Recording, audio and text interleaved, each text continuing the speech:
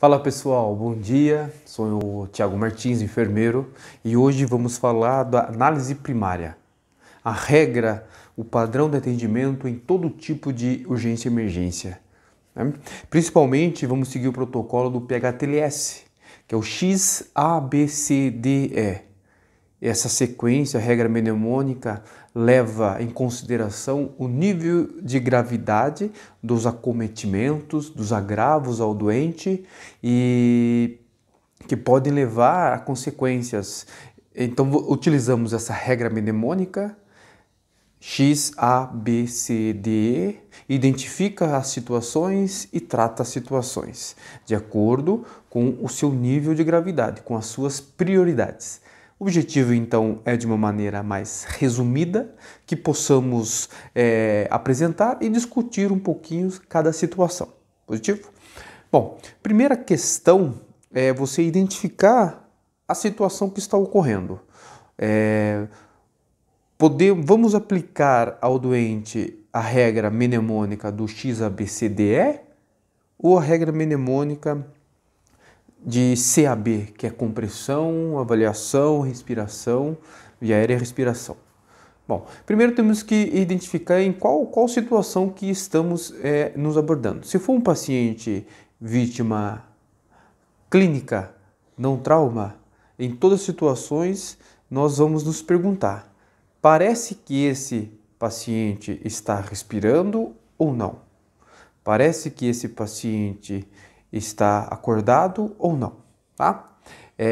Chegando no local da ocorrência, você consegue já analisar a situação e entender pelo histórico, pela cinemática, se trata-se de uma vítima de trauma ou não, ou uma vítima clínica, tá?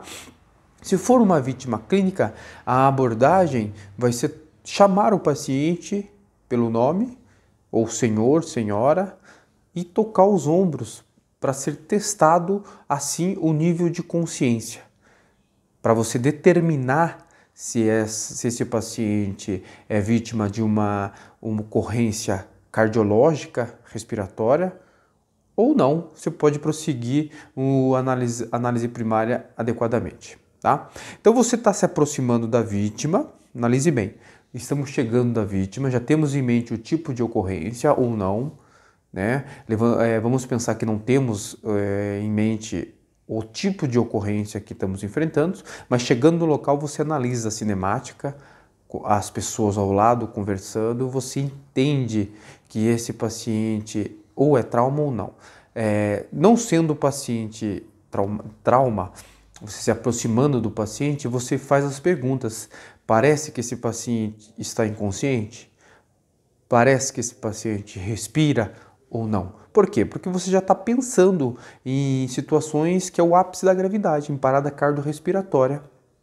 Tá? Então você está fazendo uma inspeção geral da vítima já, antes mesmo de começar aquela regra mnemônica XABCDE, certo? Então, chegando próximo da vítima, você já está fazendo essa questão. Será que essa vítima está inconsciente? Será que essa vítima respira? Bom, você colocou uma pulga atrás da orelha. Parece que não está consciente e parece que não respira. Então, se for uma vítima clínica, você já vai abordar a vítima e vai testar essas situações. Nível de consciência rápido e se a vítima respira ou tem pulso. Por que isso?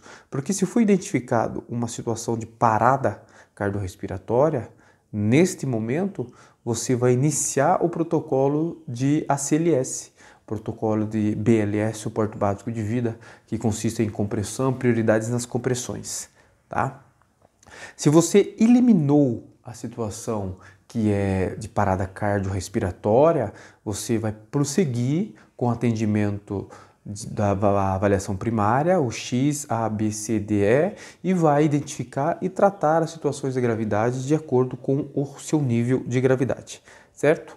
Bom, nessa situação estou aproximando do paciente, eu estou identificando o local da ocorrência, a cinemática ou tem informação, e eu verifico que não é um paciente de trauma, não é um paciente de trauma. Se aproximando do paciente, já estou visualizando ele, não estou vendo nenhuma condição, uma lesão, sangue muito grave, é uma análise muito rápida e estou entendendo o seguinte, parece que esse paciente não está acordado e parece que não está respirando. Então já faço essa avaliação de BLS rapidamente. Senhor, toco nos ombros, já verifico o pulso carotídeo e a respiração ao mesmo tempo. Lembrando, não menos que 5 segundos, não mais que 10 segundos. Adultos e criança, pulso carotídeo. Bebê de 1 ano, pulso braquial. Né? Aquela análise que a gente vai comentar rapidamente para não se pegar em um ponto só. Então, parece que o paciente não respira. Pulso carotídeo. Senhor. Bom, paciente tem pulso, paciente está respirando. Era só uma impressão, certo? Se a situação for traumática, você chegou no local da ocorrência, identificou a situação pela cinemática, pelo histórico da ocorrência como uma vítima de trauma, então a primeira abordagem, você vai chegar no nosso cliente, analisou a situação de uma maneira geral, né, lesões, e vai fazer a abordagem controlando manualmente a cervical, certo? Porque é uma vítima de trauma, para você fazer o estímulo e chamar a vítima. É a mesma situação, parece que ela não está respirando, parece que ela não está inconsciente, abordou. Senhor, checou o pulso e verificou a respiração, a expansividade do tórax simultaneamente.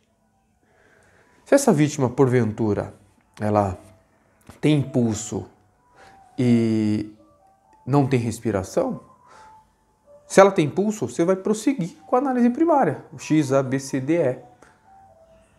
Agora, se a vítima não tem pulso, você vai iniciar todo o protocolo de BLS, ACLS, se for o caso, inicia com compressões torácicas e tudo mais, tá? Nossa vítima em questão, ela é uma vítima que tem pulso e tem respiração, certo? Para nós discutirmos um pouco mais a análise primária. Bom, então cheguei na vítima, determinei se é uma ocorrência cardiológica ou não. Nesse caso não, a vítima tem pulso, eu prossigo com a análise primária, tá? Então a primeira letra lá da regra mnemônica, que é o X, ABCDE, né? Então a gente pega o X, que significa lesões exsanguinantes, lesões que possam levar ao óbito, a um agravo permanente no doente. Então essas lesões devem ser corrigidas, é um sangramento, uma amputação traumática de membros principalmente, onde que pode ter sangramentos, né, que possam levar aí um óbito nosso cliente. Então, umas amputações, lesões graves em tórax, em abdômen e pelve, sangue, exsanguinantes, principalmente amputações em extremidades, tá? Identificou essa situação ou você está visualizando grande quantidade de sangue saindo, por exemplo, numa amputação, ou você olhou no local uma grande quantidade de sangue. Então você tem que identificar primeiramente esse sangramento e tratá-lo, né? O X é a prioridade, lesões exsanguinantes, que vão levar o paciente a óbitos em minutos, poucos minutos. Como pode ser controlado esse sangramento? Compressão direta, curativo compressivo, tá? Se for em extremidades, pode também ser utilizado o torniquete, né? Especificamente nas extremidades. Se for em tórax ou na região juncional, que é pelve e ombro, pode ser realizado o curativo com preenchimento de ferida, né? Com produto hemostáticos ou curativo compressivo mesmo, tá? Em tórax também. Lembrando que na região abdominal a gente não faz o preenchimento de ferida, porque é um continente muito grande, o abdômen, então você vai introduzir gases, vai ser muita quantidade, então você vai fazer um curativo compressivo na região abdômen e vai transportar rapidamente. Então lá, primeiro então é o X, que é lesões sanguinantes, pode ser tratado de compressão direta, curativo compressivo, torniquete, preenchimento de feridas, tratou o X. Tratou o X, vai prosseguir para o A. O A, então, é estabilização manual aí da cervical, se for vítima de trauma, você continua com essa estabilização, e via aérea. Então, você vai ter que manter a permeabilidade da via aérea, tá? O paciente, primeira pergunta que você fez lá no início, o paciente respira. Ele está respirando? Se ele não está respirando, por que ele não está respirando? Então, a abertura manual da via aérea nesse primeiro momento, se for vítima de trauma. Se não for vítima de trauma, você vai fazer a abertura, pode usar a técnica de elevação do mento, chin lift, ou a tração da mandíbula, já o thrust. Tá? Fez a abertura manual e observou o porquê. Pode ser que essa vítima não está ventilando, no caso, ou não está ventilando adequadamente, lembrando que nossa vítima tem impulso, porque ela está inconsciente e a língua está obstruindo a via aérea do paciente. Então, nessa abertura manual, você já consegue perceber uma melhora dessa ventilação. Tá? Essa é uma possibilidade. A outra possibilidade, você fez a abertura da via aérea por essas manobras, não melhorou a ventilação, ainda continua com roncos, e você observa alimentos dentro da via aérea. Então, você precisa fazer a desobstrução dessa via aérea antes de prosseguir com o atendimento. Essa desobstrução pode ser feita com retirada direta, né, se for alcançável. Pode ser feito com uma pinça McGill, auxílio de uma pinça para tirar os alimentos. Se for muito secretivo, você vai fazer aspiração da via aérea, né, paciente clínico. Paciente de trauma, temos que tomar cuidado com as sondas flexíveis para não ter falso trajeto. Se tiver lesão em base de crânio, então utilizamos o aspirador ponta rígida. Tá? E se tiver uma grande quantidade, o paciente acabou de almoçar, acabou de jantar muito alimento, pode ser feito essa aspiração junto com a drenagem por gravidade. Então, roda o paciente, gira o paciente em bloco e vai retirando o alimento junto com a aspiração. Então, ele sai por gravidade e por aspiração para você dar conta de liberar essa via aérea. Tá? Muitas vezes, com grande quantidade de vômitos, o aspirador não vai dar conta sozinho. Tá? Pode, nesse momento, utilizar gases também para limpar, para secar a via aérea. Tá? Então, você abriu a via aérea, tirou os alimentos, fez a aspiração do paciente. O paciente agora parou o ruído, está ventilando adequadamente. Tá? Só que você não vai ficar para sempre aqui controlando a via aérea, a abertura da via aérea manualmente, né? Então, se o paciente estiver inconsciente e não tiver reflexo de vômito, você pode dispensar uma cânula orofaríngea, uma cânula de Guedel, para manter a permeabilidade da via aérea, tá? Conforme a gente já discutiu. Então, tem uma aula específica sobre isso. Todos os vídeos aqui tem uma aula específica. Então, introduz cânula de Guedel, mantém a permeabilidade da via aérea. Fatos a considerar, pode ser considerado nessa situação, por exemplo, se o paciente tem um rebaixamento do nível de consciência. Depois que você concluir essa avaliação, aqui na via aérea o paciente não estava ventilando, mas tem impulso, você fez a abertura, ele continua não ventilando adequadamente, fez toda aquela questão, abertura, aspiração, retirou o alimento, colocou cânula de Guedel e mesmo assim o paciente não ventila espontaneamente. Aí você vai ter que fazer ventilação com bolsa válvula máscara, que é uma situação de parada respiratória. Tá? Pode, se for o caso, uma máscara laríngea, um tubo extraglótico, tá? Ou até, se for suporte avançado, uma questão médica, um tubo endotraqueal, né? Endotraqueal, vai garantir a permeabilidade dessa via aérea. Tá? Ou,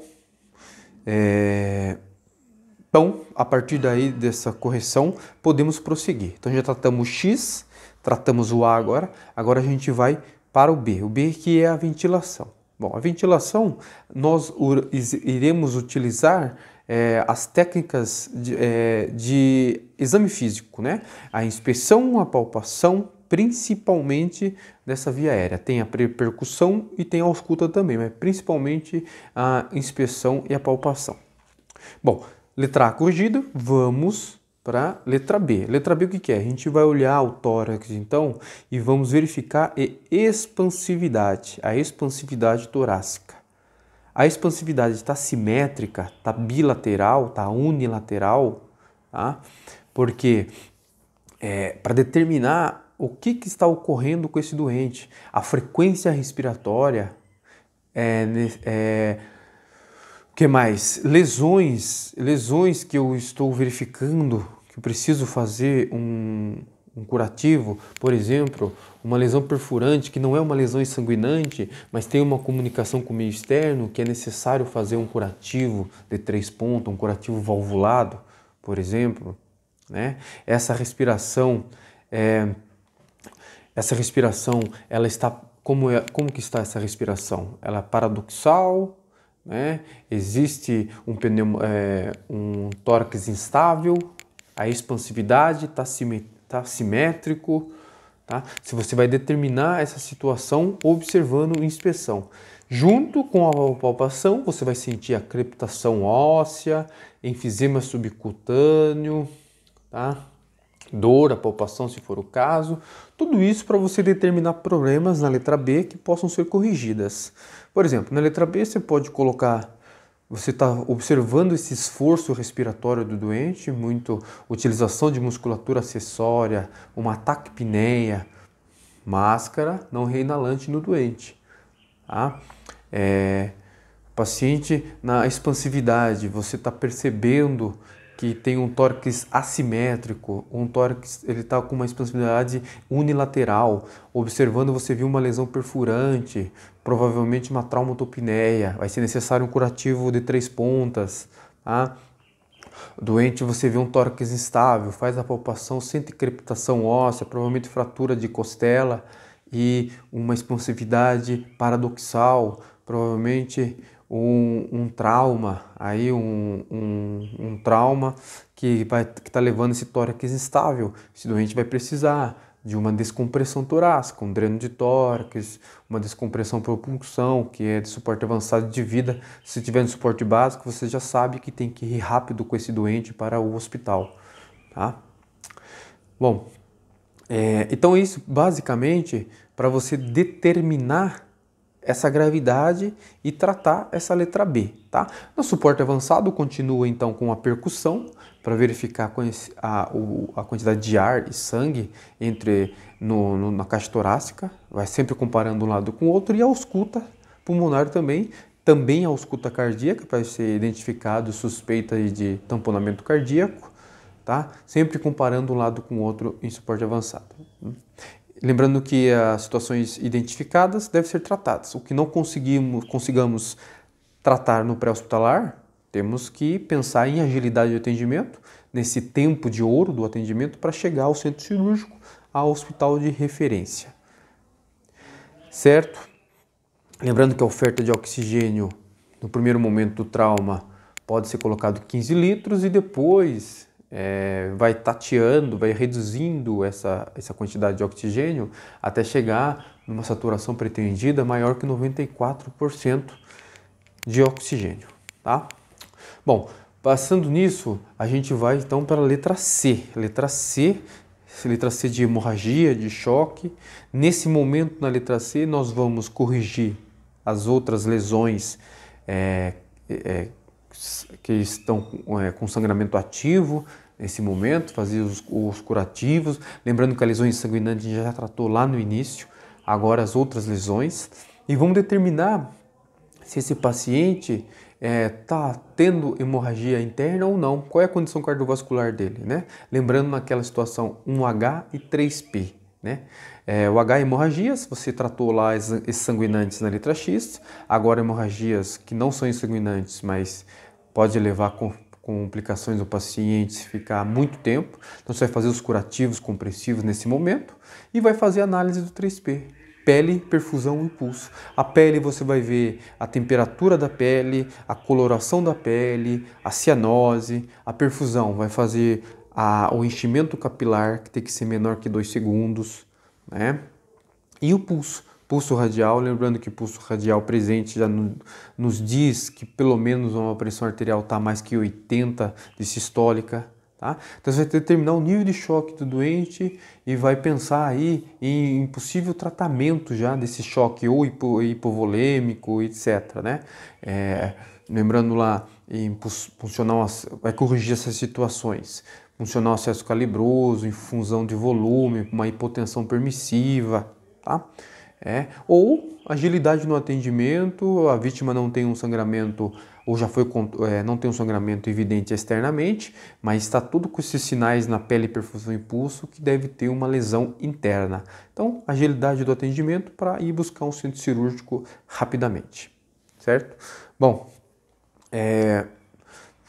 o paciente, então, vai precisar nesse momento também, obviamente, da pele, já pensando em controle da temperatura, como eu falei, infusão de volume, cristalóide, vasopressores, se for o caso, hemocomponentes, tá? Isso é só um resumo, em assunto específico a gente vai discutir em aulas específicas. Bom, determinou as situações, nem que essa determinação se trate de uma agilidade no atendimento para transporte. Vamos para a letra D. Letra D é avaliação neurológica. Na realidade, a avaliação neurológica você já está avaliando desde lá do início do atendimento, constantemente. Agora você vai aperfeiçoar essa avaliação, né? Vai fazer a aplicação da escala de Coma de Glasgow e avaliação pupilar, né? Então, a escala de Coma de Glasgow pupilar, e você vai determinar esse nível de consciência do doente. Agora sim, pensando também em proteção de via aérea ou não, tá? Em transporte, como vai transportar o paciente, tudo mais, tá? Bom, partimos então para a letra E, que é a letra de exposição e controle da temperatura, principalmente.